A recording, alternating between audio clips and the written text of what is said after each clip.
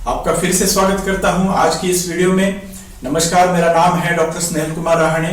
मैं एक आयुर्वेद चिकित्सक और पंचकर्मा एक्सपर्ट हूं और आज हम बात करेंगे हमारी निरोगी भव श्रृंखला के बारे में।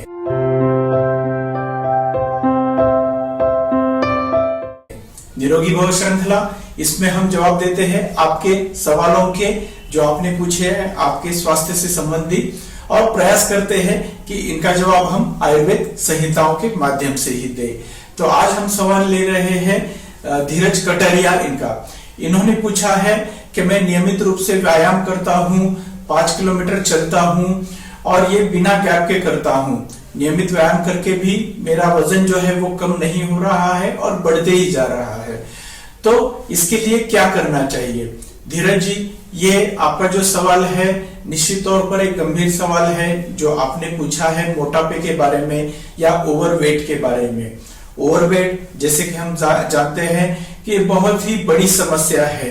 कई बीमारियों का कारण जो है ये मोटापा होता है। शरीर में ये काफी बदलाव लाता है। सिर्फ शरीर ही नहीं, मन पर भी इसका बहुत ही असर होता है। हमारे कॉन्फिडेंस पर, हमारी थॉट प्रोसेस पर, पॉजिटिव एटीट्यूड भी इससे कम होता है जब हमारे शरीर का आकार बदलने लगता है और इसका इम्पैक्ट हमारे स्वास्थ्य पर होने लगता है।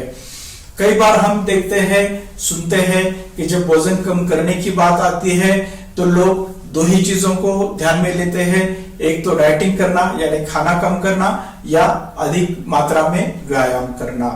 अगर हम आयुर्वेद संहिताओं की मानेंगे तो कई कारण आयुर्वेद संहिता में भी दिए हैं वजन बढ़ने के, लेकिन अगर इसका मूल हम देखेंगे तो मेरे ख्याल से दो ही बातें हैं जिस पर हमें भी ध्यान देना जरूरी है।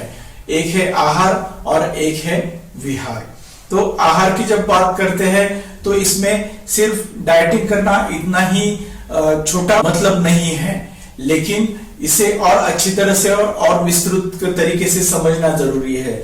आप व्यायाम तो करते हैं, आपने बताया नियमित रूप से व्यायाम करते हैं और फिर भी आपका वजन बढ़ रहा है, तो शायद हो सकता है आपके आहार में कुछ गड़बड़ हो। आहार में गड़बड़ हो मतलब आपके खान पान में कुछ बदलाव करने की शायद जरूरत हो। पहली चीज तो जरूरी है वो है आपको अग्निमांद्य का ध्यान रखना।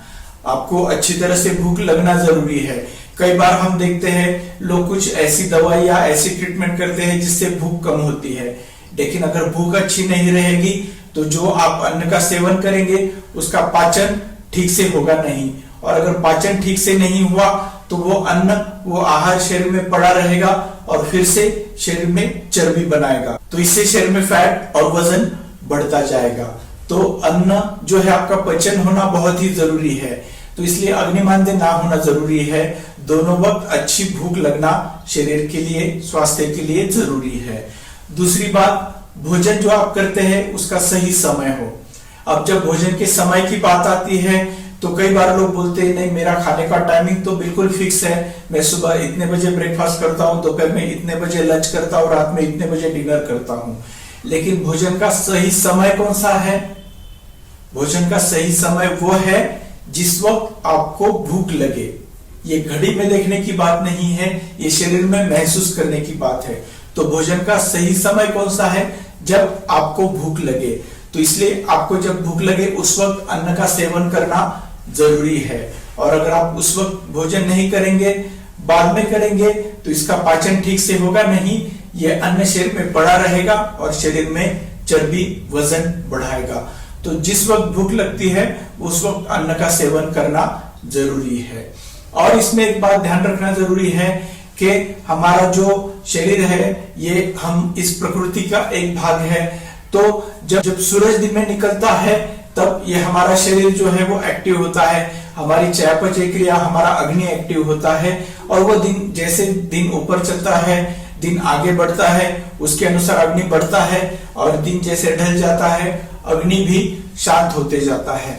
तो इसलिए हमारा जो प्रमुख भोजन है वो मध्याह्न से पहले यानी सुबह जल्दी हो, और सूरज ढलने से पहले यानी शाम होने से पहले आपका डिनर जो है वो हो जाना जरूरी होता है।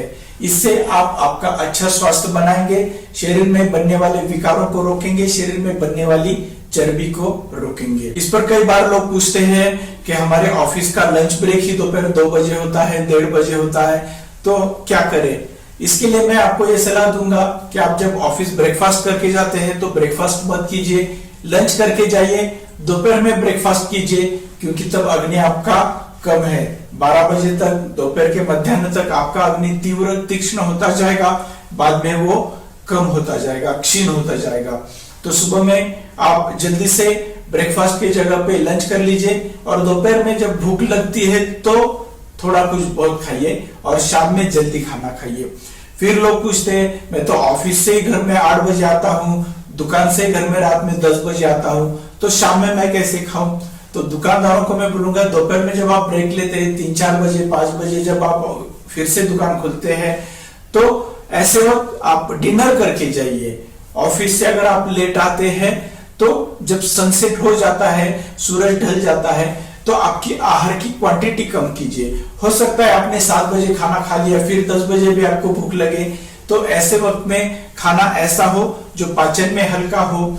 भुना हुआ खाना, रोस्टेड चीजें आप खा सकते हैं, जैसे भुने हुए ग्रेन से बने हुए कोई ठेपला खा लिया, कोई चिक्की वगैरह खा ली, तो इससे क्या होता है कि ये पाचन में हल्का होता है। प्री डाइजेस्टेड फूड होने की वजह से ये जल्दी से हजम हो जाता है, शरीर में पड़ा नहीं रहता है, और ये वजन शरीर को बढ़ाता नहीं है। और एक इसमें आहार के बारे में अगर ध्यान देना जरूरी है तो वो है पानी पीने की आदत। पानी पीने की आदत आपके स्वास्थ्य पर बहुत ही गहरा प्रभाव करती है। इसके पहले भी हमने इस पर वीडियो बनाए हैं कि आपको दिन में कितना पानी पीना चाहिए, क्या उसका शास्त्र है, आप वो भी अगर समझ लेंगे तो पानी से आपको विकार होने की संभावना कम है। जी हाँ, पानी भी शरीर को डाइजेस्ट करना पड़ता है, पानी का भी पाचन करना पड़ता है, तभी वो स्वास्थ्य के लिए उपयोगी होता है, और अन्यथा वही शरीर में विकार भी निर्माण कर सकता है। तो पानी भी बहुत संभल कर पीजिए। सूरज ढलने के बाद अग्नि कम होता है, तो पानी का इस्तेमाल कम से कम कीजिए। रात में सोते वक्त दूध पीना, लस्सी पीना, पानी पीना, इसे टालिए। ये शरीर में विकारों का भी कारण बन सकता है, मोटापे का भी कारण बन सकता है। और बाकी जो विहार की बात है, सुबह में जल्दी उठना, आपके दिनचर्या में एक्टिविटीज का होना, अगर आप ऑफिस में काम करते हैं, बैठा काम करते हैं, तो आपका फिजिकल वर्क होना जरूरी है। रोज पसीना शरीर से निकले, इस बात का ध्यान रखिए, तो आपका इससे स्वास्थ्य अच्छा बना रहेगा। छोटी छोटी बातें हैं जिनको ध्यान में रखकर आप स्वास्थ्य अच्छा बनाए रख सकते हैं। कई बार वजन के लिए कारण रहता है शरीर में हुआ हार्मोन्स का असंतुलन। जिन्हें थायराइड की शिकायत रहती है वो समझते हैं कि मेरा वजन कम हो ही नहीं सकता है, या किसी के फैमिली में सब लोगों को मोटापा है तो वो समझते हैं कि ये तो हमारा आनुवंशिक विकार है। आयुर्वेद शास्त्र में भी बीज दोष इसका कारण बताया है कि अगर आपके फैमिली में मोटापा है तो आप भी वजन ज्यादा होने वाले इंसान रहेंगे। लेकिन अब हार्वर्ड यूनिवर्सिटी में भी इस पर रिसर्च आ रहा है कि जीन्स एकमात्र इसमें कारण नहीं हो सकता है, आपका खानपान और आपकी जीवन शैली, इस पर अगर आप ध्यान रखेंगे तो आपका वजन भी आप नियंत्रित रख सकते हैं और एक अच्छा स्वास्थ्य पा सकते हैं। इस चैनल के माध्यम से हम आप तक लेकर आते हैं आयुर्वेद संहिताओं की बातें। इस वीडियो को फैलाइए आपके सभी ग्रुप्स में और हमें मदद कीजिए इस आयुर्वेद शास्त्र को लोगों तक पहुंचाने के लिए। ये ऑनलाइन फ्री यूनिवर्सिटी आपके लिए है, आयुर्वेद शास्त्र को समझने के लिए, उसे जानने के लिए और उसे जीने के लिए। तो हमारे चैनल पर अगर आप पहली बार आए हैं तो जरूर सब्सक्राइब कीजिए और हमारे चैनल के अगले वीडियोस में भी हम इसी प्रकार मिलते रहेंगे। तो तब तक ख्याल रखिए खुद का, अगले वीडियो में फिर से जरूर मिलेंगे। तब तक निरोगी भव।